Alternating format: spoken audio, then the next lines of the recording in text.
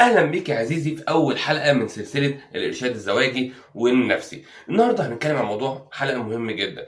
فاكر يا عزيزي اول مشكله او اول خناقه حصلت بينك وبين شريك حياتك، سواء بقى خطيبتك جوزك ايا كان العلاقه؟ ساعتها فكرت ان ممكن يكون في حاجه غلط في العلاقه، او ان العلاقه دي صعب ان هي تكمل.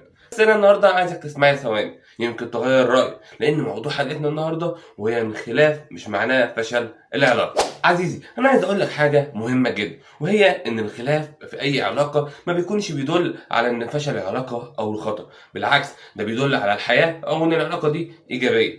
بس مش معنى العلاقه او الخناقه ساعتها ان هو بنضرب بعض ولا حاجه، لا، لان اي حد يقول لك مثلا احنا ما بنتخانقش او ما فيش بينا مشاكل ممكن يكون بنسبه كبيره بيكذب، لان لو حصل ده معنى ذلك ان الاثنين او حد في الاثنين كاتم جواه، او ان الاثنين مش حقيقيين مع بعض، مفيش صراحه يعني. لان الخلاف بيحصل لما بيكون احنا مع بعض صرحاء، او ان احنا بنحكي اللي جوانا واحنا مرتاحين من غير ما حد يتضايق من ده. لان ببساطه ان المشكله مش في او مش مثلا في الخناقه ذات نفسها، المشكله في طريقه التعامل مع حل المشكله دي. علي النعمة انت بتتكلم صح. ومن امثله المشاكل اللي بتحصل مثلا عمرو ومنى، الاتنين متجوزين. عمرو كل يوم بيروح من الشغل تعبان جدا وعايز يرتاح، اما منى عايزه تحكي له تفاصيل يومها كامل. فيبدا منى تشوف ان هو مش فارق تعبها معاها طول اليوم، وهو يبدا يقول لها ان هي نكديه وكل يوم تنكد عليه. وان الغلط هنا ان محدش شايف، كل واحد شايف ان التاني هو اللي غلطان، ومحدش رضى يسمع التاني. طب ايه اللي بيحصل هنا؟ اللي بيحصل ان احنا بقينا بنقف ضد بعض بدل ما نقف جنب بعض، وبقينا كمان بندور على الغلط بدل او نركز على الغلط بدل ما احنا نشوف ازاي نحل المشكله. ونسينا ان احنا فريق واحد، ودي بقت كارثه كبيره جدا. برافو عليك. طب احنا ازاي بقى نحل المشكله دي؟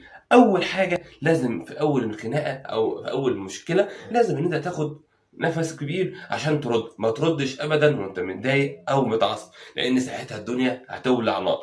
وكمان تاني حاجه وهي لازم ان انت او انت تفهمي السبب ورا المشكله. يعني هي ممكن مثلا تعمل مشكله عشان طبق او حاجه بسيطه جدا، بس السبب الحقيقي ان هي شايفه ان هي مش متقدره او محدش مهتم بيها، بس انت ساعتها قدامك شايف ان السبب ممكن يكون تافه.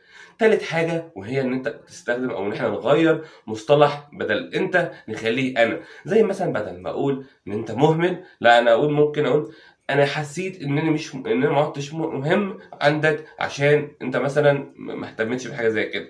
نحاول نغير الكلام بحيث ان الدنيا ما تبص اكتر. برافو عليك. ورابع حاجة وهي ان احنا تحددوا وقت مناسب لان انتوا تناقشوا المشاكل. يعني ما ينفعش مثلا وقت الاكل وانتوا الاتنين مثلا جعانين، او مثلا في وسط ناس، او انتوا الاتنين تعبانين تبداوا تتكلموا في مشاكل زي دي. وكمان حاولوا ان انتوا تفكروا كفريق واحد ان انتوا ازاي تخرجوا من المشكله دي او تحلوا المشكله دي وانتوا الاتنين كسبانين، محدش خسران التاني. واخر لازم ان انتوا تتصالحوا بسرعه. ما ينفعش المشكله او الخلاف اللي بينكم يتساب او يبات، لان كلمه اسف ما هيش مثلا مشكله او ما هيش مثلا ضعف، دي نضج كبير. وحاول ان انت تحل المشكله باسرع وقت. برافو عليك. خليني يا عزيزي اقول لك الخلاصه، وان الخلاف مش معناه ان انتوا مش مناسبين لبعض. الخلاف معناه ان انتوا لسه بتتعلموا بعض او بتتعلموا من بعض. بس المهم في الخلاف ان انتوا بعد كل مشكله او بتتحل ان العلاقه بتكون اقوى واقرب واصدق كمان. يا دين النبي، ايه الحلاوة دي؟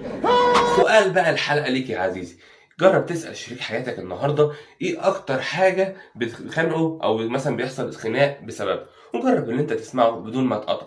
يمكن يطلع الحل بسيط ويوفر عليكم مشاكل كتير. وبكده نكون وصلنا لنهاية حلقتنا، ويا رب طبعا تكونوا استفدتم واستمتعتم بالحلقة. سلام.